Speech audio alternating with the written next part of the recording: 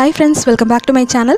இன்னைக்கு நம்ம வீடியோல ஒரு ப்ளவுஸோட நெக் லைன்ல ரொம்பவே ஈஸியான ஒரு மெத்தட் யூஸ் பண்ணி சிம்பிளா எலிகண்டான ஒரு லுக் எப்படி கிரியேட் பண்றது அப்படிங்கறத பார்க்க போறோம்.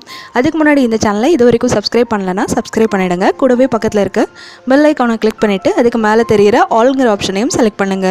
அப்பதான் நான் அப்லோட் பண்ற எல்லா வீடியோஸையுமே நீங்க ரெகுலரா பார்க்க முடியும்.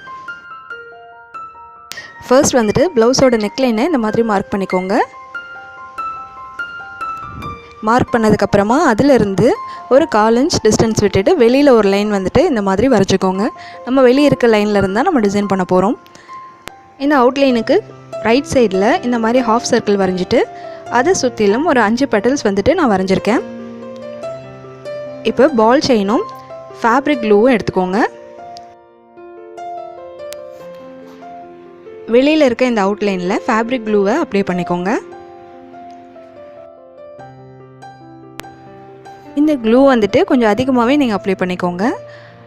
ஏன்னா இது ட்ரை ஆன பின்னாடி சுத்தமாகவே வெளியில் தெரியாது க்ளூ அப்ளை பண்ணியிருக்கிறது. அதனால அதிகமாகிட்டாலும் ஒன்றும் பிரச்சனை இல்லை.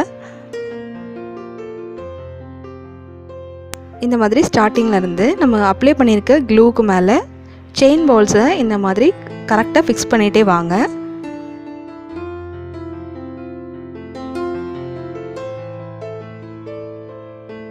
இந்த செயின் பால்ஸ் எந்த இடத்துலலாம் ஸ்ட்ரைட்டாக ஃபிக்ஸ் ஆகலையோ இந்த மாதிரி நீடில் வச்சுட்டு நம்ம சரியான லைனில் ஃபிக்ஸ் பண்ணிக்கலாம். இப்போது இந்த அவுட்லைனுக்கு கீழே ஒரு ஹாஃப் சர்க்கிள் இருக்கு இல்லையா, அந்த இடத்துல செயின் பாலை ஃபிக்ஸ் பண்ணி மெஷர் பண்ணி பாருங்கள். எந்த அளவு கரெக்டாக இருக்கோ அந்த அளவுக்கு கட் பண்ணிக்கோங்க. அதுக்கப்புறமா இதோட பெட்டல்ஸில் இந்த மாதிரி செயின் பாலை வச்சுட்டு கரெக்டான அளவு மெஷர் பண்ணி கட் பண்ணி எடுத்துக்கோங்க. இந்த மாதிரி 5 பீஸ் வந்துட்டு நம்ம கட் பண்ணிக்கணும். கட் பண்ணதுக்கப்புறமா இதோட அவுட்லைன்லேயும் நம்ம எப்பவும் போல் க்ளூ பேஸ்ட் பண்ணிவிட்டு அதுக்கு மேலே இந்த மாதிரி செயின் பால்ஸை ஒட்டிக்கோங்க.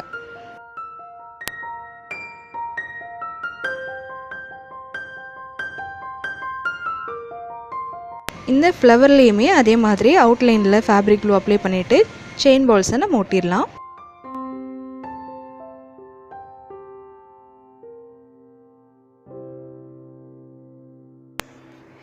இந்த எல்லா பெட்டல்ஸுமே நம்ம செயின் பால் வச்சு ஃபிக்ஸ் பண்ணதுக்கப்புறமா இது மாதிரி ஒரு ஜரி த்ரெட் எடுத்துக்கோங்க கோல்டன் கலரில்.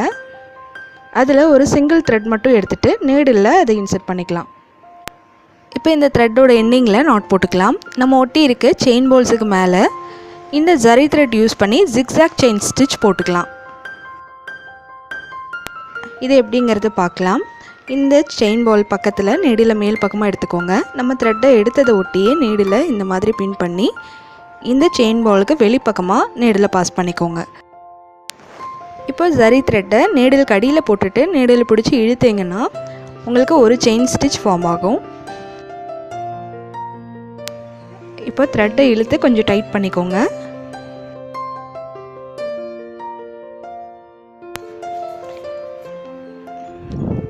இப்போ இந்த ஸ்டிச்சுக்கு பக்கத்தில் நீடில் குத்திட்டு இந்த செயின் பாலுக்கு உள் பக்கமாக நீடில் பாஸ் பண்ணிக்கோங்க. த்ரெட்டை அடியில் போட்டுட்டு நீடில் பிடிச்சி இழுத்தீங்கன்னா இப்போ செகண்டாக அதுக்கு ஆப்போசிட் ட்ராங்கிளில் வந்துட்டு இன்னொரு செயின் ஸ்டிச் ஃபார்ம் ஆகும்.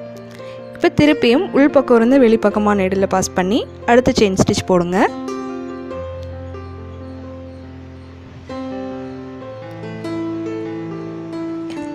இப்போ வெளியிலேருந்து உள் பக்கமாக நீடில் குத்திட்டு இன்னொரு செயின் ஸ்டிச் போடுங்க. இந்த மாதிரி ஆல்டர்னேட்டிவாக செயின் ஸ்டிச் போட்டுகிட்டே வாங்க.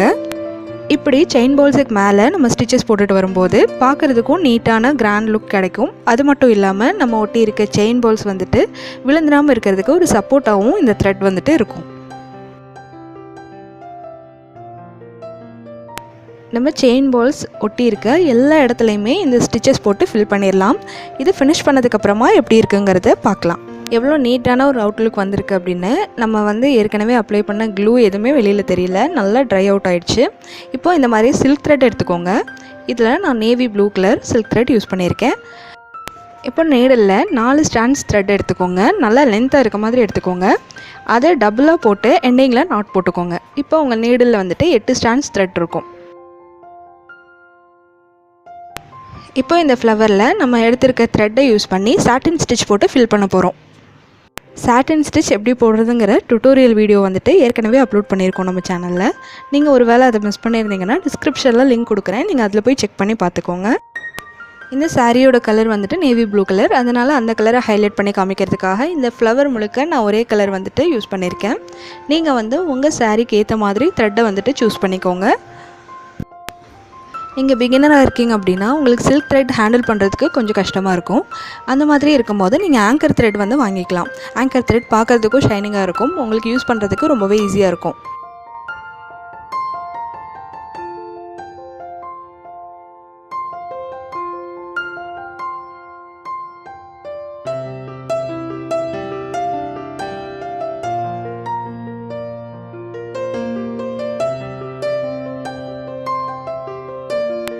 இப்போ நம்ம 5 பெட்டல்ஸுமே சாட்டின் ஸ்டிச் யூஸ் பண்ணி ஃபில் பண்ணி முடிச்சாச்சு. இப்போ நடுவில் இருக்க ஹாஃப் சர்க்கிளில் நம்ம ஒர்க் பண்ண போகிறோம். இதுக்கு இந்த மீடியம் சைஸில் இருக்க கோல்டன் கலர் பீட்ஸ் எடுத்துக்கோங்க. அதுக்கப்புறமா நார்மல் ஸ்விங் த்ரெட்டும் நீடிலும் எடுத்துக்கோங்க. இப்போ நீடில் அடியிலேருந்து மேலே எடுத்துகிட்டு ஒரே ஒரு பீட் மட்டும் கோர்த்துக்கோங்க. இப்போ பீட் நம்ம கோர்த்துருக்க இடத்த ஒட்டியே நீடில் குத்தி அடியில் எடுத்துகிட்டு போயிடுங்க. இந்த மாதிரி கொஞ்சம் டிஸ்டன்ஸ் விட்டு திருப்பியும் நீடில் அடியிலேருந்து மேலே எடுத்துகிட்டு அடுத்த பீடை கோர்த்துட்டு அதுக்கு பக்கத்தில் நீடில் குத்தி அடியில் எடுத்துகிட்டு போயிடுங்க. இந்த ஹாஃப் சர்க்கிள் முழுக்க ஒரே அளவு டிஸ்டன்ஸ் விட்டு நம்ம பீட்ஸ் வந்துட்டு ஸ்டிச் பண்ணிக்கலாம்.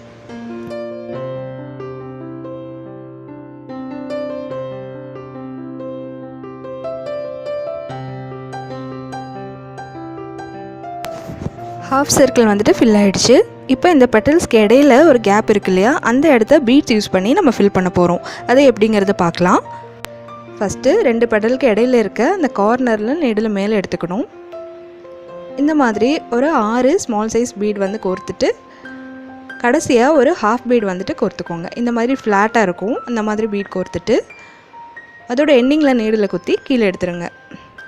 இதே மாதிரி எல்லா பெட்டல்ஸ் நடுவுலையும் நம்ம பண்ணிடலாம்.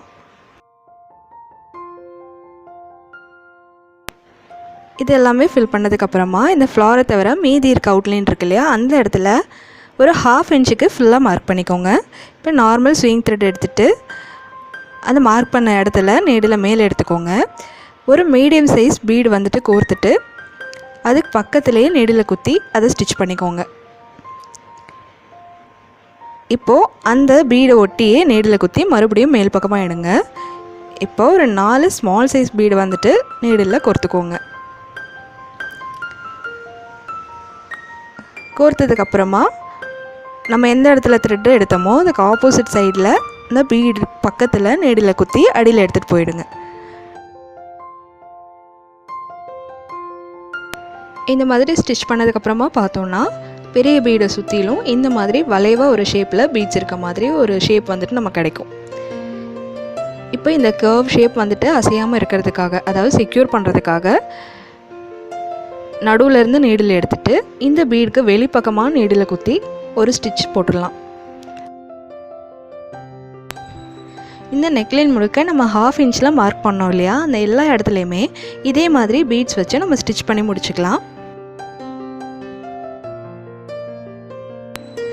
நீங்கள் இதே டிசைனை ஆல்ரெடி ஸ்டிச் பண்ண ப்ளவுஸில் கூட நீங்கள் ட்ரை பண்ணலாம்.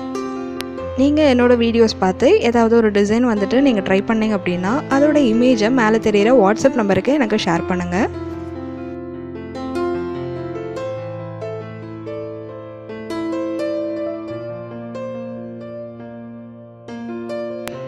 இந்த பீட் ஒர்க் தான் இந்த ப்ளவுஸ் நெக்லைனோட கடைசி ஸ்டெப்.